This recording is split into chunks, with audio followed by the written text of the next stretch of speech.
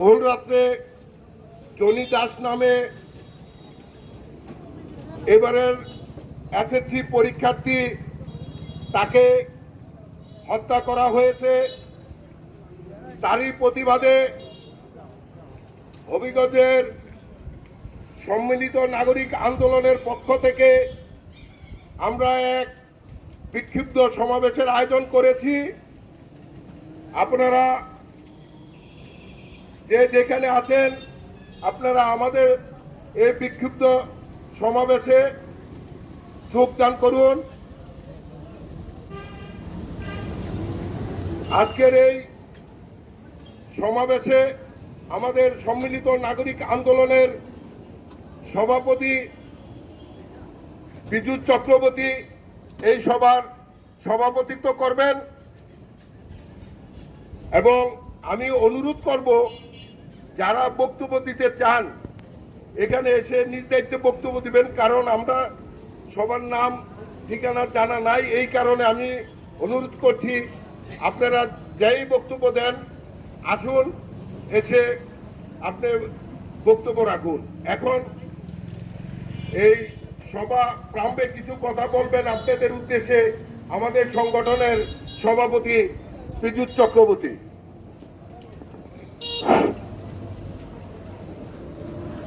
সম্মানিত হবিগঞ্জের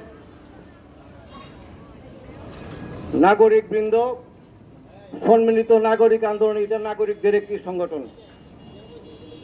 এই সংগঠন বিভিন্নভাবে মানুষের সাথেই থাকে, মানুষের পাশেই থাকে। এখন আমরা আজকে এখানে সমবেত হয়েছি, যারা এখানে এসেছেন নিজস্ব উদ্যোগে স্ব উদ্যোগে এসেছেন। এখানে যারা দেখছেন রাস্তার এই পারে আসেন, আপনারা সবাইকে সালাম এবং শুভেচ্ছা।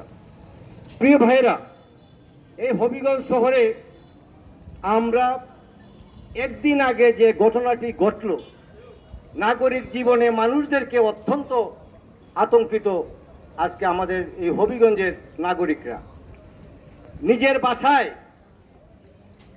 বাসায় রাত্র 3:30টার সময় এসে একজনকে হত্যা করা এবং ওকে হত্যার মাধ্যমে ওর ভাই আটকাইতে গিয়ে সেওয়া হতো।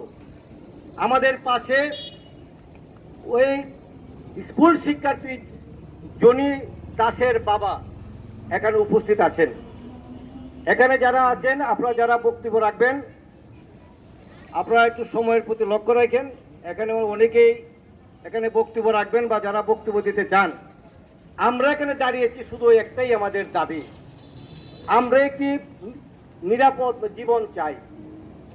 আমরা এই যে এইভাবে যদি মানুষের আজকে নিরাপত্তা না থাকে, এই যে চুরি চামারি বেড়ে গেছে, ডাকাতি বেড়ে গেছে এবং এই যে দোকানপাট বলেন বা নাগরিক জীবনে বলেন, আজকে এই যে আইন শৃঙ্খলা পরিস্থিতির অবনতি, এটাই মানুষকে আজকে শঙ্কিত করেছে।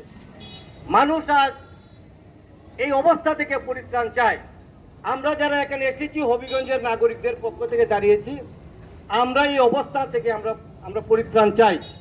আর এই পরিত্রাণের জন্যই আমরা এই জুলাই অভ্যুত্থানে আমরা সবাই শরিক হয়েছিলাম।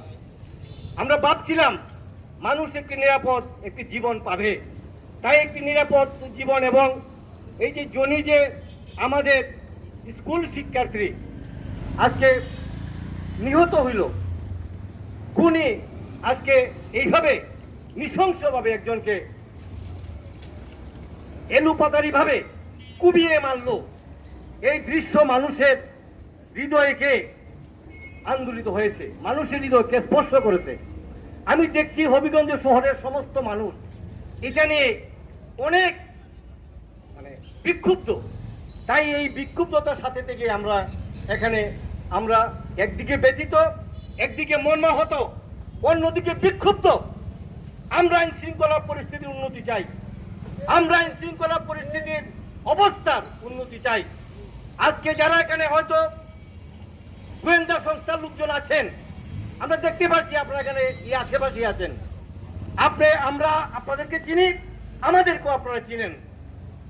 আমরা আজকে সরকারের গোয়েন্দা সংস্থার মাধ্যমে জানতে চাই হবিগঞ্জের প্রশাসনকে জানাতে চাই, হোক এটা